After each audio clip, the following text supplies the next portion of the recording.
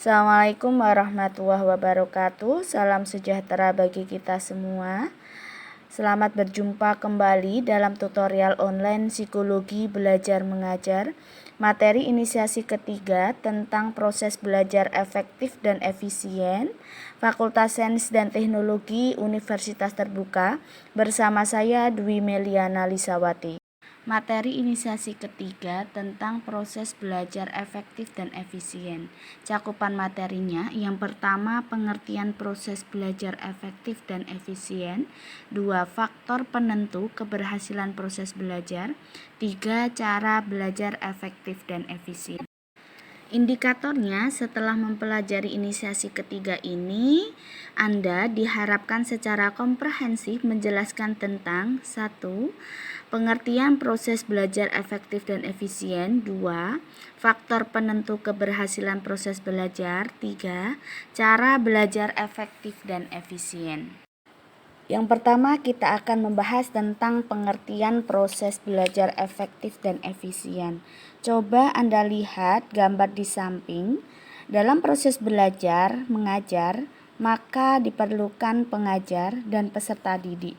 Agar tercipta belajar efektif dan efisien, guru dengan murid terciptanya sebuah kondisi yang belajar secara aktif, kreatif, dan inovatif. Dengan demikian, proses belajar efektif dan efisien adalah kegiatan pembelajaran yang dilakukan oleh pelajar dan pengajar dalam satu kelas dengan memperhatikan prinsip-prinsip proses belajar. Selanjutnya ada 11 prinsip belajar yang harus diperhatikan oleh pengajar dalam merancang metode pembelajaran. Yang pertama, prinsip latihan dan praktik. Contohnya, metode latihan siap atau drill adalah salah satu contoh metode pembelajaran yang benar-benar menerapkan pada prinsip ini. Yang kedua, prinsip asosiasi atau menghubung-hubungkan materi yang dipelajari dengan pengetahuan atau pengalaman yang sudah dimilikinya. Implikasinya, yang pertama, berusaha mengaitkan materi yang diajarkan dengan pengetahuan atau pengalaman yang sudah dimiliki. 2. Memeragakan skema-skema. 3. Memberikan contoh yang berasal dari kehidupan nyata pelajar. 4. Memberikan kata-kata kunci. 5. Mengajarkan materi secara sistematis dan bertahap. 6. Mengajarkan materi secara utuh. Yang ketiga, prinsip efek atau akibat. Manusia akan belajar materi yang akan memberikan akibat atau efek yang baik atau menguntungkan bagi dirinya atau kehidupannya. Yang keempat, prinsip kesiapan atau readiness menyatakan bahwa orang akan melakukan proses belajar kalau dirinya sudah siap untuk belajar. Kesiapan ini mencakup kesiapan fisiknya dan kesiapan mentalnya. Yang kelima, prinsip penghayatan tujuan menyatakan bahwa orang akan belajar sesuatu yang relevan dengan tujuan pembelajarannya. Yang keenam, prinsip urutan bertahap atau sequence menyatakan bahwa seseorang akan lebih mudah melakukan proses belajar apabila dia melakukannya secara bertahap. Yang ketujuh, prinsip menghormati perbedaan individu atau individualisasi menyatakan bahwa setiap orang mempunyai cara yang tersendiri dan unik untuk belajar yang perlu dihormati. Yang kedelapan, kesempatan belajar yang memadai menyatakan bahwa setiap orang akan dapat menguasai materi pembelajaran dengan baik manakala dia diberi kesempatan belajar yang cukup melakukan proses belajarnya. 9. Prinsip hasil diketahui dengan segera atau evaluasi menyatakan bahwa seseorang akan lebih lancar melakukan proses belajar apabila dia setiap saat mengetahui bahwa dia maju belajar dengan hasil belajar yang benar atau masih melakukan kesalahan. 10. Prinsip pemusatan atau fokalisasi menyatakan bahwa orang akan lebih mudah belajar sesuatu yang terpusat jelas, yaitu yang sesuai dengan tujuan pembelajarannya atau sesuai dengan pembelajarannya. Yang ke-11, prinsip konteks menyatakan bahwa orang yang belajar menghendaki situasi pembelajaran yang nyata atau real. 2. Faktor faktor penentu keberhasilan proses belajar. Dari bagian tersebut dapat dijelaskan sebagai berikut. Efisien belajar terdapat dua golongan. Yang pertama sifat belajar, di mana kondisi siswa dalam proses belajar. Dua, sifat mengajar, di mana cara guru dalam memberikan materi kepada siswa. Efisien belajar berhubungan dengan mata pelajaran di mana materi yang dipelajari oleh siswa. Kemudian fasilitas fisik di mana fasilitas proses belajar mengajar. Kemudian perilaku pengajar dan pelajar atau metode pengajar dan pengalaman belajar di mana kondisi yang aktif saat proses belajar mengajar. Selanjutnya lingkungan di mana kondisi lingkungan yang memadai, kemudian sifat kelompok belajar di mana terciptanya kelompok yang aktif.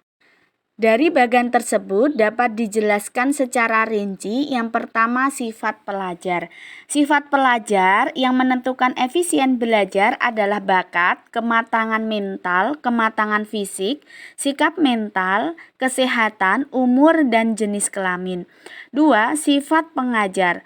Sifat pengajar hampir sama dengan sifat pelajar dalam menentukan efisien belajar, yaitu bakat, penguasaan materi pembelajaran, penguasaan metode pembelajaran, penampilan fisik, sikap mental, umur, kesehatan, dan jenis kelamin. 3. Mata ajaran. Faktor yang berasal dari mata ajaran yang menentukan efisien belajar adalah banyaknya mata ajaran, besarnya mata ajaran, urutan mata ajaran, kualitas mata ajaran, kegunaan mata ajaran, pengorganisasian mata ajaran atau kurikulum. 4. Fasilitas fisik. Faktor fasilitas fisik yang menentukan efisien belajar adalah alat bantu pembelajaran, alat peraga, ruangan, dan perlengkapan serta sarana mobilitas. 5. Perilaku pengajar dan pelajar. Dalam kegiatan pembelajaran, perilaku pengajar berupa berbagai metode pembelajaran yang dipergunakan pengajar untuk membantu proses belajar pelajarnya. Banyaknya kegiatan perilaku pengajar dan perilaku pelajar yang terdapat di dalam suatu kegiatan pembelajaran akan menentukan intensitas interaksi antara pengajar dan pelajar yang berkaitan dengan materi pembelajaran dibahas. Interaksi akan berjalan dengan baik apabila terdapat kesesuaian antara metode pembelajaran yang dipergunakan oleh pengajar dan kegiatan belajar yang dilakukan oleh pelajar, dan ini akan menghasilkan efisiensi belajar yang tinggi. 6. Lingkungan. Faktor lingkungan yang menentukan efisiensi belajar terdiri dari lingkungan pelajar, lingkungan tempat pelajar. 7. Sifat kelompok pelajar. Kegiatan pendidikan hampir tidak pernah dilaksanakan secara individual, tetapi umumnya dilakukan secara berkelompok. Sifat kelompok pelajar yang menentukan efisiensi belajar terdiri dari besarnya kelompok, homogenitas kelompok, kekompakan kelompok, struktur kelompok, kepemimpinan kelompok, perilaku kelompok, dan sikap kelompok. 3. Cara belajar efektif dan efisien ada 6. Yang pertama, tetapkan tujuan. Maksudnya di sini saudara menetapkan tujuan belajar atau meningkatkan mutu belajarnya dengan tujuan melanjutkan ke jenjang perguruan tinggi. Yang kedua, atur jadwal. Maksudnya saudara melaksanakan atau melakukan kedisiplinan dalam belajar atau bisa membuat jadwal kegiatan.